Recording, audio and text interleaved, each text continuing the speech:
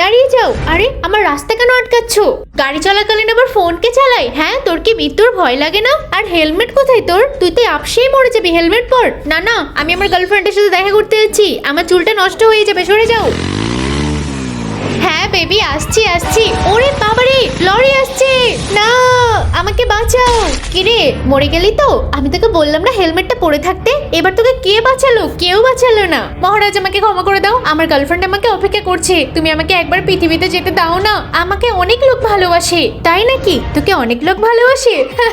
তুই তো আমাকে হাসালি। তাহলে চল। ওই দেখ, তোর গার্লফ্রেন্ড ওখানে বসে বসে কান্না করছে। আরে তুমি কান্না কেন করছো? আমার বয়ফ্রেন্ড আজকে মরে গেছে। তো কি হয়েছে? আমি আছি তো। না, সে আমাকে রিচার্জ করে দিত। এখন কে আমার মোবাইলে রিচার্জ করে দেবে? আমি করে দেব। সে আমার মেকআপ টেকআপও কিনে দিত। আরে আমি কিনে দেব, তাই নাকি? I love you too baby. দেখলি, ও তোকে চোখের সামনে ধোকা দিল। আরে এবার আমার বাবার কাছে চলো, আমার বাবা আমাকে খুব ভালোবাসে। চল তাহলে। ওই দেখ তোর বাবা। আরে তুমি এত কেন কান্না করছো? কেন কান্না করব না? অকালে ছেলেটা মরে গেল। আরে মরে গিয়েছে, ওর কপালে ছিল। ওর পিছনে যা খরচ করেছি সেটা তো উসুলি করতে পারলাম না। ভাবলাম বড় হলে একটা মেয়ের সাথে বিয়ে দেব, তার বাড়ির থেকে অনেক ধন সম্পদ নেব, কিন্তু সেটাও আর হলো না। এখন আমি সব বুঝতে পেরেছি, আমাকে কেউ ভালোবাসে না। চলো, আমি স্বর্গে যাব। এই, তুই তো নরকে যাবি রে।